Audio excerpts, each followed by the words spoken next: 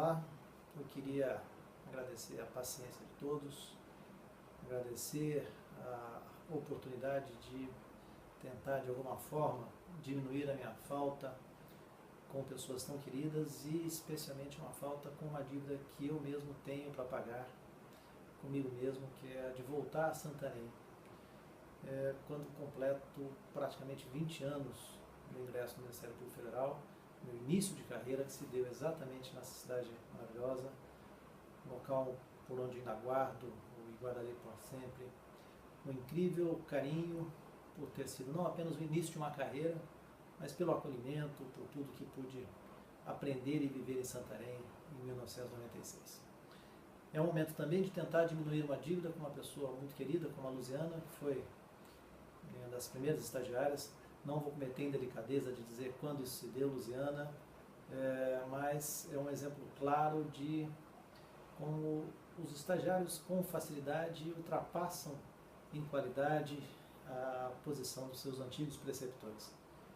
É uma pena que eu não possa estar nesse evento para debater pessoalmente com pessoas tão próximas que dele participam.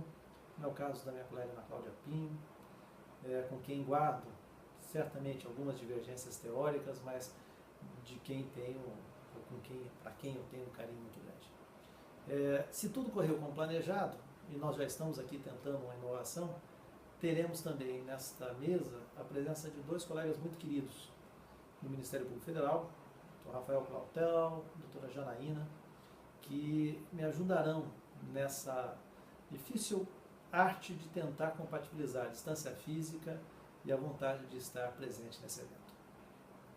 Quando a Luziana me convidou, um dos pontos que me chamaram a atenção era a necessidade de tentar, nesse mundo polarizado que vivemos, nesse momento especialmente complicado da sociedade brasileira, em que o debate de ideias não consegue abrir espaço entre o sim e o não, no momento em que a sociedade brasileira, em praticamente todos os temas, incursiona numa polarização que impede que aquelas pessoas que tenham capacidade de pensar se aproximem de um meio termo, um momento tão perigoso como esse, acho que é essencial que nós façamos uma busca pelo bom senso, uma busca por aquele meio termo que não seja uma solução ruim para ambos, como tradicionalmente ocorre, quando você tenta sair da polarização, mas que seja, na realidade, encontrar um caminho para que, longe dos extremos teóricos, seja possível encaixar uma sociedade, seja possível atender a uma sociedade que depende de respostas. Eu parto do princípio que o direito penal não é a resposta primeira a qualquer dos nossos dramas. Acho que isso é uma questão que não está em discussão para quem trabalha no sistema judiciário brasileiro. O direito penal, de fato, deve ser visto e é uma atuação em última ratio. O direito penal deve entrar onde as outras formas de regular o direito não dão conta.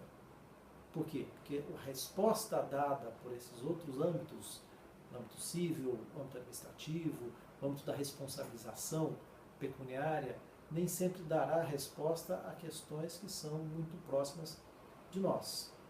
Não dá para imaginar que seja possível resolver todas as situações de crimes contra o patrimônio apenas e tão somente com a responsabilização e com a indenização.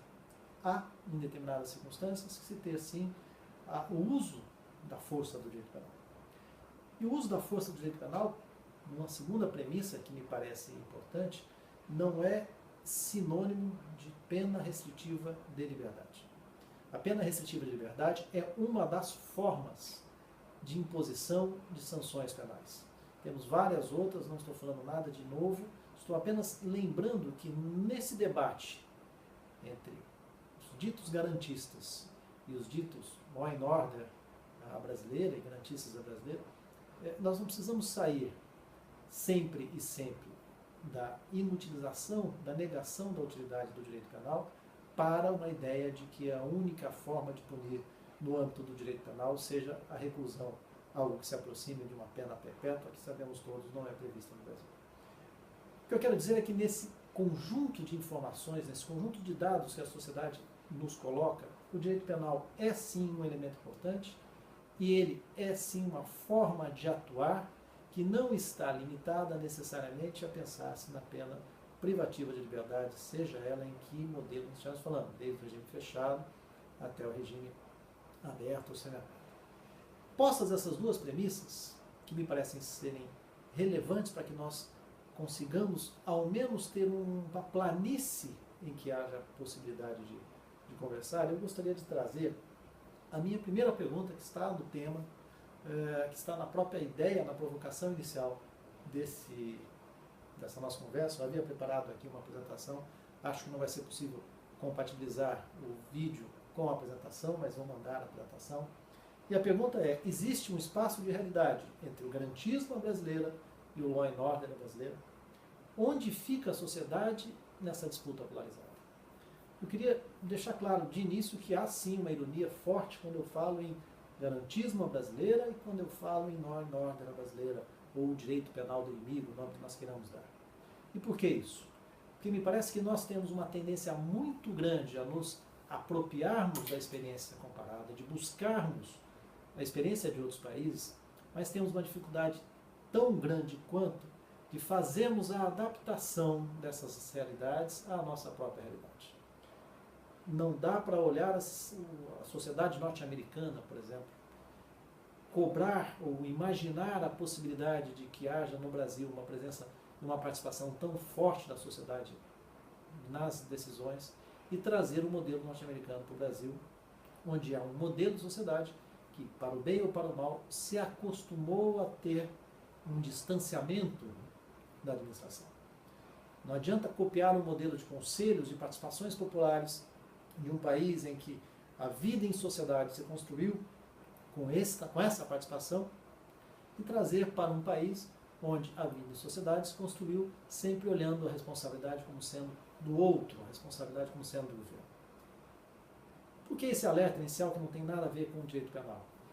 Porque é muito difícil, quer para quem busca essa lógica do law and order, essa lógica repressiva, essa lógica do que alguns chamam de direito penal do inimigo, que não me parece que sejam sinônimos, mas para usar a forma como eles vêm sendo trabalhados, ou seja, de um sistema rigoroso, de um sistema que busca a punição como primeira ratio e a partir desta punição uma ideia de que esse recado se transmitiria para toda a sociedade, que as pessoas pensariam várias vezes antes de novamente cometer crimes ou vir a cometer crimes. Não dá para trazer essa lógica sem trazer um modelo de sociedade, sem trazer um modelo em que este recado realmente reverbera dentro da educação, como é dada pela cidade, como é dada por esses locais.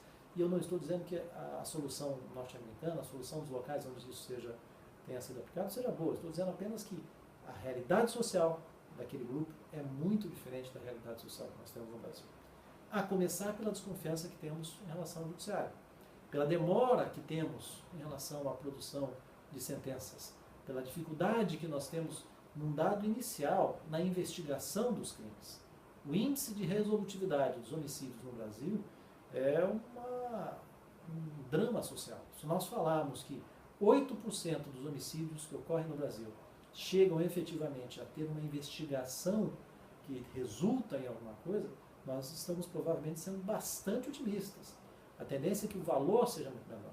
E o que isso transmite para a sociedade é muito diferente do que é transmitido em outros países, onde se tem um sistema de investigação, um sistema judiciário, que dá uma resposta mais ágil. Isso, obviamente, interfere nos institutos jurídicos dos quais nós estamos falando.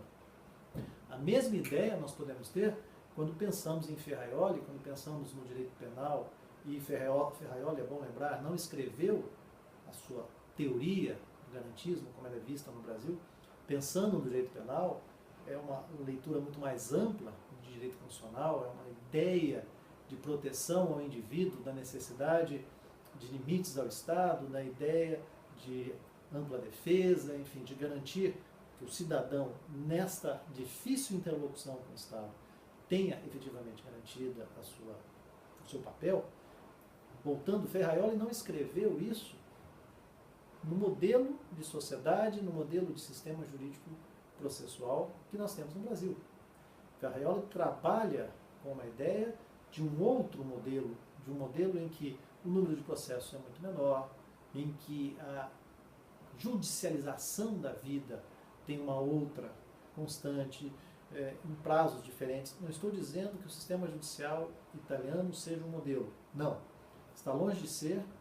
A Itália já foi punida várias vezes na Corte Europeia de Direitos Humanos exatamente por essa demora, mas o modelo teórico de Ferraioli bebe numa realidade social que não é a realidade brasileira.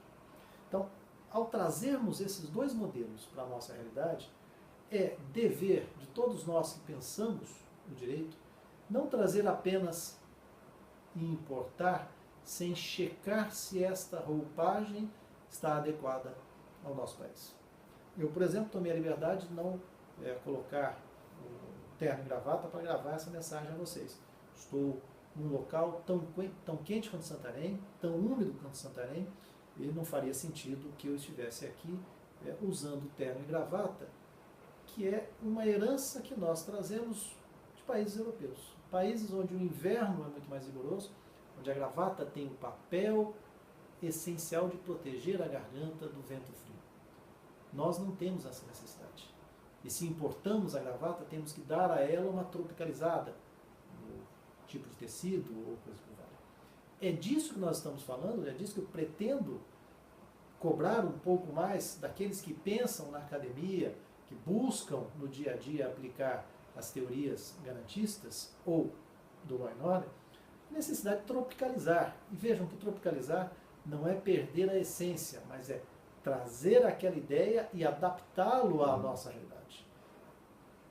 Pegando especialmente na questão do garantismo, isso não quer dizer relativizar direitos. Isso quer dizer olhar os direitos da forma como eles são postos aqui e lá. Vou voltar a esse exemplo quando nós falarmos da possibilidade da decisão do Supremo Tribunal Federal que permitiu a execução da pena antes do trânsito julgado. Será que essa reação tão forte daqueles que imaginaram, a partir dela, que o Brasil teria entrado na barbárie jurídica, será que ela faz sentido? Será que não é o caso de nós olharmos como funcionam os sistemas processuais nos países de origem do garantismo para enxergarmos se lá se imagina em algum momento uma demora no processo tal qual nós temos no Brasil, se lá há, em relação ao sistema de recursos, o mesmo número de degraus, a mesma possibilidade. Nós temos casos, e não são poucos, de recursos no Supremo Tribunal Federal em que a sigla ultrapassa uma linha, são os embargos de declaração, nos embargos de declaração, nos embargos de declaração, enfim, eu tenho lá 15 embargos de declaração e um agravo regimental contra uma outra decisão, ou seja, eu estou rediscutindo aquela mesma decisão 25 vezes sem motivo adequado. Será que há essa possibilidade nos países de origem dessa teoria? Enfim, como uma introdução, o que eu quero dizer é, não é possível, em qualquer ramo do direito, trazer, incorporar imediatamente todos esses contextos teóricos formatados em outras realidades, sem, de fato, olhar qual era a realidade que deu origem àquele contexto, àquela formulação, e identificar no que é possível ou no que não é possível adaptar. Que não exclui a possibilidade de trazermos esses conceitos, mas nos impõe a necessidade de, em uma honestidade intelectual e uma honestidade com a sociedade, fazer esse corte, ou, no mínimo, reportar a existência dessas diferenças essenciais.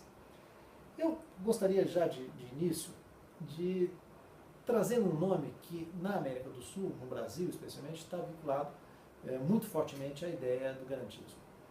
Garantismo, nós sabemos, tem a sua origem na noção nas ideias de Ferraioli, Luigi Ferraioli, mas tem em Raul Eugênio Zaffaroni, um argentino, um dos nomes mais fortes da atualidade em relação a esta defesa dos direitos do acusado, enfim, a necessidade de que o Estado juiz, o Estado repressor, reconheça os seus limites em relação ao indivíduo para que o indivíduo não seja esmagado por uma estrutura processual. Disse Zaffaroni recentemente numa entrevista a um site brasileiro, respondendo a algumas perguntas e perguntas que chegarão no grande tema judiciário do último ano, que é a Lava Jato, E ele dizia que o criminoso, seja um genocida ou corrupto, deve ser condenado respeitando-se as garantias para que não surjam dúvidas. Hoje ninguém consegue desviar milhões e milhões em dinheiro, transferir grandes quantias em dólares sem deixar marcas, é impossível. Até aqui, a nota de rodapé, concordamos. Não é preciso meios extraordinários, nem de quebras de garantias para punir quem cometeu crimes. E aqui eu começo uma preocupação. De que meios extraordinários nós estamos falando? É necessário quebra de sigilo bancário? Isso é meio extraordinário? Se o próprio Zaffaroni fala aqui em tramitação e movimentação de dólares e recursos que deixam rastros, como não nos avançarmos para meios extraordinários de investigação, como são aqueles que são invasivos, aqueles que entram sim na privacidade da pessoa, que é o caso do quebra da quebra do sigilo bancário, que pode ser o caso da interceptação telefônica e outros mais. Precisamos ter clareza de que a sociedade precisa, sim, óbvio, dentro de um contexto de Estado de Direito, em que haja restrições, em que haja controle sobre a atuação desse Estado policial, desse Estado repressor, desse Estado juiz, desse Estado acusação, o nome que queiramos dar, haja controle sobre eles, mas que os mecanismos sejam postos para que nós tenhamos capacidade de investigar. Ou seja, não é banalizar esses institutos, mas criar amarras adequadas, viáveis, que garantam a investigação, que garantam uma resposta à sociedade brasileira, mas que também sejam fiscalizáveis. Não é quebrar sigilo bancário como devassa, não é buscar interceptação telefônica sem base, mas também não é impedir, criar tantas amarras que elas se tornem impossíveis. Mas Zaffaroni avança, e aqui ele avança talvez no ponto que me parece demonstrar mais esse grau de polarização inadequada que nós vivemos. A pergunta se faz em relação ao Instituto da Colaboração Premiada, que tanta dimensão ganhou nos últimos tempos, que na Argentina é chamada de, ao invés de colaborador ou delator no Brasil, é chamado de arrependido. Zaffaroni responde, e aqui eu não tenho dúvida de que a minha divergência vai do início ao fim. Não é só um arrependido, é um criminoso relevante, diz Zaffaroni. Porque quem faz a delação está no núcleo do esquema criminoso. Não é um marginal que assinou alguma coisa ou que levou uma malinha. É também psicopata, porque não respeita sequer as regras da ética mafiosa para negociar a sua impunidade em troca de informações que não são confiáveis. Veja, há aqui uma dificuldade muito grande de aceitar essa lógica da ética mafiosa. Embora se aceite, ou se organize, ou se saiba que toda estrutura social humana permite que se tenha algum tipo de conceito, algum tipo de controle ético, inclusive entre aqueles que cometem crimes, esse tipo de afirmação de que quem aceita colaborar com a sociedade em troca, sim, de uma redução de pena ou de algo que seja compatível com o ganho que essa mesma sociedade terá a partir do desvendar de um elo maior, de derrubar um número maior de pessoas envolvidas naquele crime, e especialmente daqueles que estão além do estágio onde está aquele que está colaborando, retirar da sociedade essa possibilidade e dizer que este que colabora é um psicopata porque ele rompe com a ética mafiosa e em razão disso a sociedade não pode se aproveitar, me parece um exagero de toda a ordem. Continuando nessa mesma discussão, um advogado, um nobre advogado de defesa, em uma entrevista em O Globo, em 1º de novembro de 2015, diz: o acusado não pode abrir mão do seu direito de mentir. Isso não é uma conquista da legislação brasileira, isso é uma conquista da sociedade ocidental, fruto da Revolução Francesa.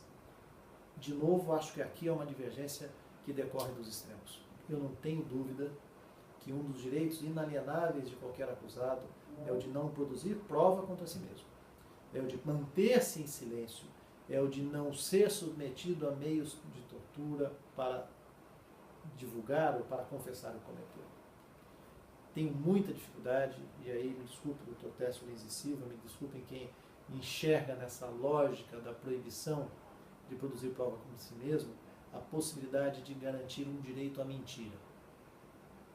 Esta lógica de que eu posso mentir, de que eu posso produzir provas falsas no processo, ela quebra com um padrão de sociedade, em que vale tudo. E se vale tudo para os dois lados. O que me parece claro é, não sou obrigado a produzir prova contra mim mesmo. Não sou obrigado a falar. Posso me manter calado, mas não tenho direito a mentir.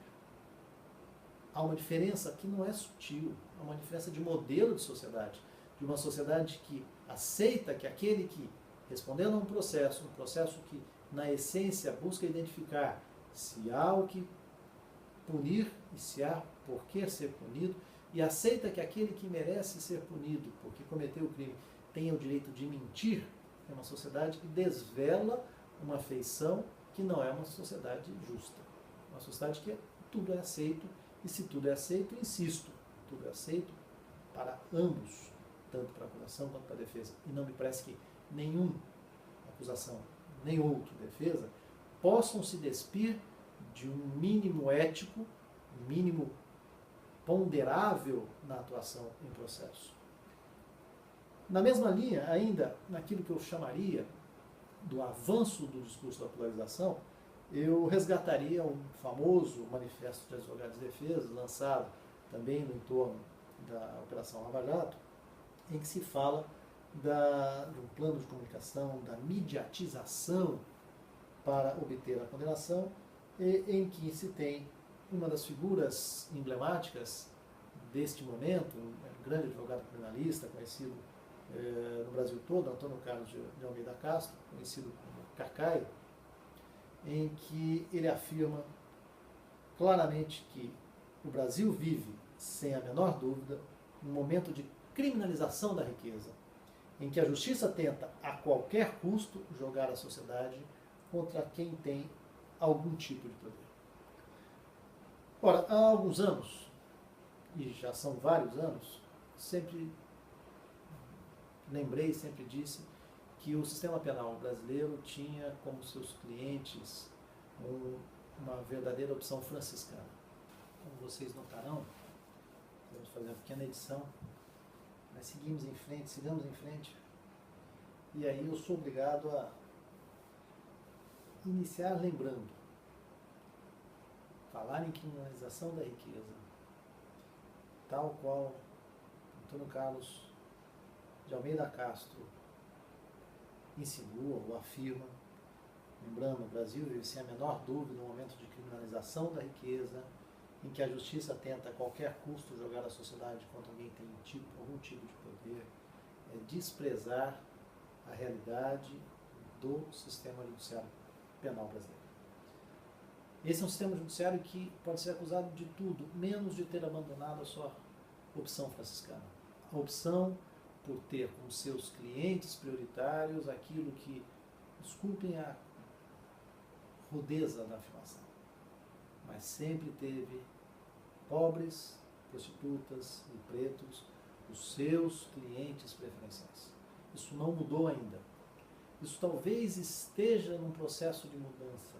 Isso talvez esteja começando a ser alterado a partir de casos concretos, como nós vimos na ação penal 470, no caso de Messalan, em que você tem uma banqueira cumprindo pena restritiva de liberdade.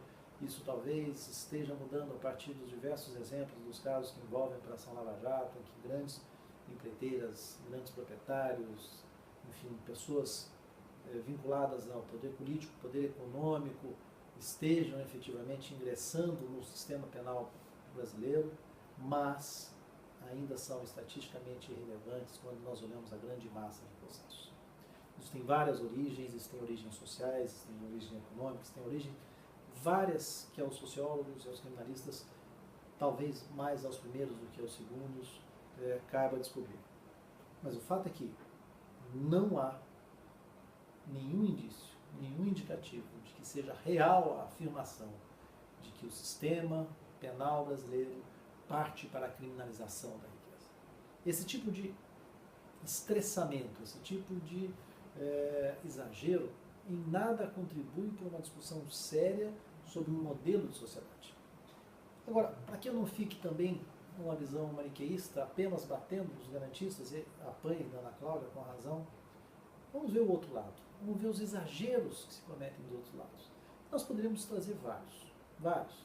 Eu, sem nenhuma situação pessoal em relação ao colega promotor de justiça de São Paulo, vou pegar dois dele, desse mesmo colega, Rogério Zagalo. No primeiro caso, um pedido de arquivamento formal de um inquérito policial que apurava uma morte em operação policial, em que um policial civil acabou por matar uma das pessoas que estava sendo perseguida, investigada. Diz o pedido de arquivamento: bandido que dá tiro para matar tem que tomar tiro para morrer. Lamento que tenha sido apenas um dos rapinantes enviados para o inferno. Fica aqui o conselho ao Marcos Antônio Martins, policial civil que era investigado no episódio. Melhore sua mira.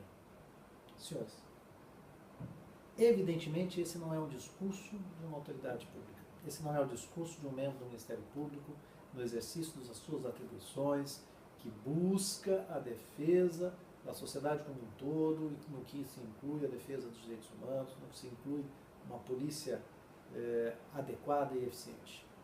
Esse mesmo colega, promotor de justiça, usando das redes sociais no período dos incidentes do meio do ano de 2013, aquela conturbação, aquele movimento de vários protestos, coloca por meio, insisto, de uma rede social: vou ler tal como escrito, me perdoem aqueles que tenham mal explodidos em relação às palavras, as palavras não são minhas, mas somos todos adultos e compreenderemos o que está escrito sem falsos moralismos. Diz o texto: estou há 2 horas tentando voltar para casa, mas tem um bando de bugios revoltados parando a Avenida Faria Lima e a Marginal Pinheiros. Por favor, alguém poderia avisar a tropa de choque que essa região faz parte do meu tribunal do júri e que se eles matarem esses filhos da puta, eu arquivarei o inquérito policial. Petistas de merda, filhos da puta, vão fazer protesto na puta que os pariu. Que saudade da época em que esse tipo de coisa era resolvida com borrachada nas costas dos merdas. Senhores, esse discurso de ódio, esse discurso em que uma determinada visão de autoridade é posta, e visivelmente não é de autoridade que nós estamos falando aqui, em nada contribui, talvez até menos do que com o discurso exagerado do garantismo, em que tudo é errado, tudo é proibido, tudo a sociedade não aceita. Mas quer um discurso, quer outro, não contribui na construção de uma sociedade que se pretende plural, em que se pretende que as leis sejam cumpridas, em que se pretende que a punição para os atos equivocados seja real. Não contribuem também pedidos de prisão preventiva, esteja certa a citação a Engels, esteja Hegel no seu lugar adequado. Há um dito popular que talvez exprima bem o que nós estamos querendo dizer aqui: nem tanto ao céu, nem tanto ao mar. Pau que bate em Chico, bate em Francisco. Esse bordão, esse dito popular, foi usado pelo Procurador-Geral da República nas 2 vezes em que foi submetido à sabatina, tem que expressar um modelo de sociedade em que ser pobre ou ser rico é irrelevante na apuração da responsabilidade penal. Ser pobre pode até ser relevante num furto famélico, mas não como sua essência. Ser rico também não tem essa natureza. O que nós temos que ter é um processo penal adequado, ampla defesa, provas lícitas, mas, de outro lado, mecanismos para a sociedade buscar a investigação dos crimes e puni-los como devem ser punidos. Pau que bate em Chico, bate em Francisco, faz com que um ex-presidente da República, que tenha um amplo currículo acadêmico, fale várias línguas, que tenha uma respeitabilidade no âmbito da academia, seja punido pelos crimes que vier a cometer, ou que tenha cometido, tanto quanto um ex-presidente da República, vindo das camadas mais pobres, ex-operário, que chegue à presidência da República, deve ser punido pelos crimes que cometer ou tenha cometido. Não há uma distância, não pode haver uma distância. E menos ainda essa distância pode ser decorrente de ter um melhor ou pior advogado. O sistema há de funcionar a partir de uma lógica própria de punição a quem merece ser punido. E aí, para não romper com o prazo, excessivamente com o prazo que eu tenho, e para não incomodá-los com essa transmissão à distância, eu gostaria de falar somente mais dois assuntos para podermos encerrar. O primeiro diz respeito à colaboração premiada. Não há por que se ter toda esse barulho sobre a noção da colaboração premiada. Primeiro, nos casos da Lava Jato especificamente, fala-se muito em prisão para colaborar. Não é fato, estatisticamente não é fato. De 32 ou mais acordos de delação premiada, de colaboração premiada assinados, quando muito, 8 dos colaboradores estiveram presos. Não assinaram enquanto estiveram presos. Tiveram um advogado para atuar. A prisão não foi uma prisão para extorsão, não foi uma prisão para garantir ou para obrigar a que colaborassem. Foi uma prisão preventiva, decretada dentro de um critério técnico, sustentada, com base em argumentação adequada, mantida pelos tribunais. Agora, de outro lado, o que é a colaboração? O que ela tem então de novo? Desde a década de 40 ou até antes, aquele que confessa um crime tem a sua pena calculada com os descontos decorrentes da confissão. A sua pena é reduzida a partir, a dosimetria considera a confissão. Ora, se é assim desde a década de 40, por que não se aceitar que aquele que confesse o seu próprio crime e traga elementos para outros crimes que possam ser desvendados a partir da sua informação, não tenha também essa situação considerada na sua punição? E vejam, é essencial que tenhamos sempre em mente, colaboração premiada não é prova. Colaboração premiada é ponto de partida para a prova. A partir daqueles elementos que são colhidos na colaboração premiada, deve o Estado, agora, um Estado investigador, concluir e trazer os elementos que comprovem aquela informação. Se o colaborador fala que fulano recebeu dinheiro na conta A, ou fulano recebeu dinheiro de Beltrano, é do Estado, a partir desta informação, ir atrás pela cooperação jurídica internacional, se for o caso, pela quebra de sigilo bancário, enfim, pelos meios prova lícitos, comprovar aquilo que o colaborador trouxe. Não é o depoimento, pura e simplesmente o depoimento do colaborador que será usado como elemento de prova para uma condenação. Ele necessariamente será associado a outros dados e esses dados precisam ser buscados pelo Estado investigador. Então, o que há? O que há de errado nisso? Há alguma quebra ética?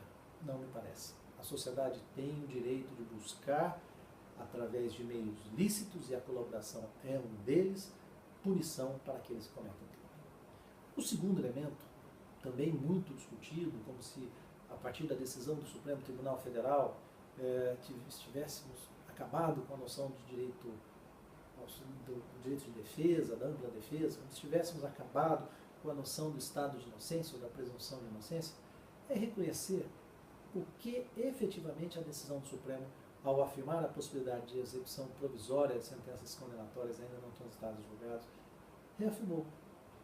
Quem conhece o sistema processual brasileiro sabe que os recursos extraordinários, o extraordinário provavelmente dito pelo Supremo Tribunal Federal, o recurso especial para o STJ, não estão vocacionados a analisar fatos.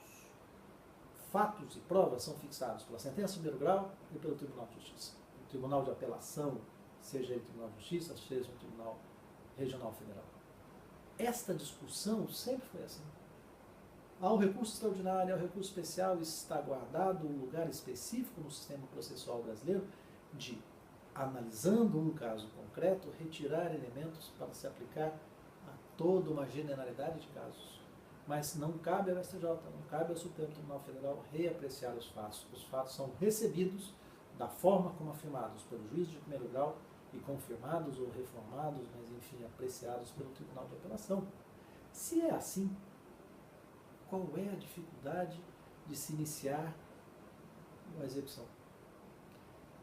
Chamo a atenção para dois detalhes. Primeiro, quer nos Estados Unidos, quer na Europa, e aí eu uso como exemplo, propositadamente, um país que é citado como um elemento do direito penal do inimigo, do law and order, e um continente tão criticado por aqueles que veem essa visão mais restritiva do direito, e tão cultuado por quem fala no garantismo, que é a Europa, quer num, quer no outro, as decisões de tribunais de apelação têm eficácia imediata, não se espera o trânsito julgado.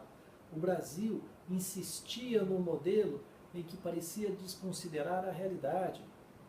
O ex-senador Luiz Estevão, responsabilizado pelos crimes cometidos na década de 90, um dos coautores já tendo cumprido a pena, ainda em 2016, aguardava para ter início a sua execução de pena, mesmo já condenado, mesmo os fatos não podendo mais ser desfeitos ou ser desconsiderados pelo Supremo Tribunal Federal.